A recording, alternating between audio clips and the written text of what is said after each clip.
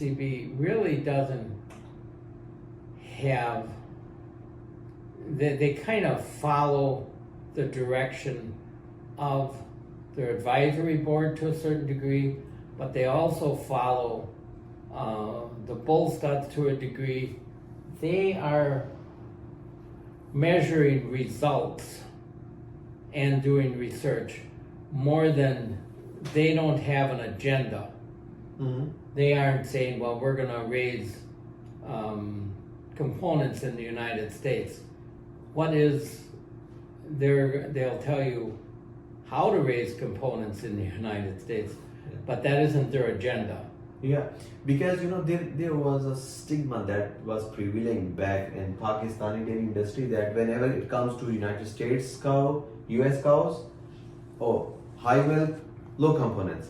When it comes to the European cows, okay, high components and good production, longevity and stuff, robust cows. This was the. So, but over the period of time when USDA, they have with the help of USAID, they have sent some cows back in 2014 to University of Veterinary and Animal Sciences in Lahore. So after that farm, they have of those cows, we have couple of ships that has been shipped from couple of vessels from United States to Pakistan, and when the people see by themselves that okay, now the cows are these cows, they have done really well, like in terms of production and also in terms of in all required parameters. So now we can say that the genetics or the breeding is going global. So talking about the embryos specifically, like ET and IVF. So tell us something for the significance and the why should a farmer in Pakistan who is already doing AI, why should he do ET and stuff? Well, there's a real distinct difference between AI and ET work. With ET work, embryo transfer, if you are acquiring these embryos from elite genetics, you control both sides of the pedigree, the mother and the father. You also control all the recessives on both sides of the pedigree. You can spend 100 years to breed out recessives that are in a native population, negative recessives that are going to give you trouble. In one generation, you completely eliminate all the former breeding from those cattle, and then you can move forward from there. But using ET, embryo transfer, yeah, because you can spend a lifetime breeding red carriers to red carriers and hardly get any red calves. But if you have a red cow, yeah, and you breed her to a red bull or a red carrier, you're going to have the majority of them become red. yeah, It's the same thing with polled. If you want polled cattle, use polled genetics. Don't hope to get a polled calf every now and then. yeah. You can control design. You can design your genetics the way you want. What's important on your farm, and every farm does not have the same needs or desires. They all have different needs and desires. The owners, the managers, the processors who are buying their milk, all are looking for something different. If your milk goes into fluid milk consumption, if it goes into producing cheese, if it goes into producing yogurt, there are certain attributes that you want in the milk, and it gets into, and they all can be managed and controlled with an ET program that is later becomes a breeding program. Yeah. But you can build a base with an ET program, and you can build it very quickly and very profitably, and get the results you want. That you could spend we've been breeding cows in the United States intensively for probably 140 some years. That's a long time. Nobody who's 20 years old and starting out is going to have that much time to breed cows to end up with what they want 120 years from now. So you can use the tools and the past labors that other farmers have put into this to reach your goals much quicker. In 5 years, 6 years, you can reach these goals, you know. You aren't going to reach them. You know, some people think that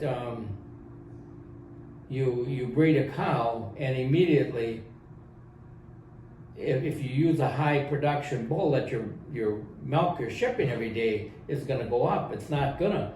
You got to wait 3 years now to get that calf in production in order to reap the benefit. But the one of the main things that, to me, number one, if you're transferring genetics from one country to another, embryos do not transfer diseases. You can select your embryos for what you want. They've already proven what they've done, the cow families. You can add anything that you want. You can add slick gene bulls if you want. There are so many things you can do nowadays that people have labored their whole life to produce, and now you can reap the benefits of very quickly because somebody else did it. We don't all have to reinvent the wheel. We don't all have to reinvent dairy cattle. It's been done to a large degree. Yeah, absolutely. So just let me check it. Almost 17 minutes. सही okay चल रहा है ना इसके चल बाद रहा है इसके बाद नहीं बना रहे। नहीं ठीक है चलते रहने दे उसको क्लिप कर देंगे so just taking advantage of your ET experience for so many years I want to put a scenario like in front of you for your suggestion like in a Pakistani farmers who thinks that he is not making much money because he since you know a couple of years the input cost gone up due to inflation is almost you know it's also high you know you can say that we have to pay more to produce per liter of milk but you know the sale price didn't you know went up that much so we can say the input costs are sky high since couple of years but the output is not that much so what do you think if a farmer in Pakistan in that scenario who thinks that he's not making much out of his herd if he put like some you can say if he's saying that okay I'm just you know I'm playing on the break even I'm not making much if he just plan his farm in such a way that he just starting doing embryo transfers for very good elite cows that can eat optimum and produce a lot of milk and more profits and more returns to him and you know at the passage of time he just keep culling his other animals the non or less producing animals so eventually you know after 5 years he will be at a position or maybe less than that so he can produce much do you think this strategy gonna work for those farmers Well, it depends upon a couple of things. Number one, how dedicated he is to improving. A lot of people talk about improving things and growing better crops, and they do the same thing over and over again. And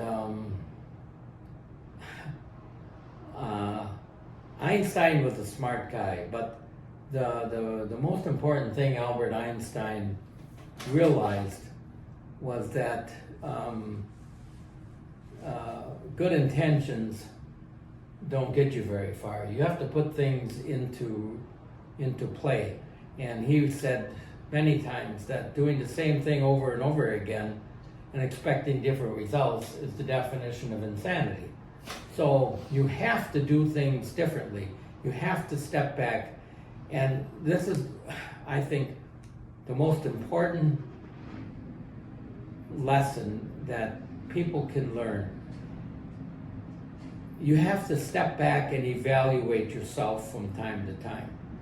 And many people and you have to do it almost as a different person. When you evaluate yourself, you can't evaluate yourself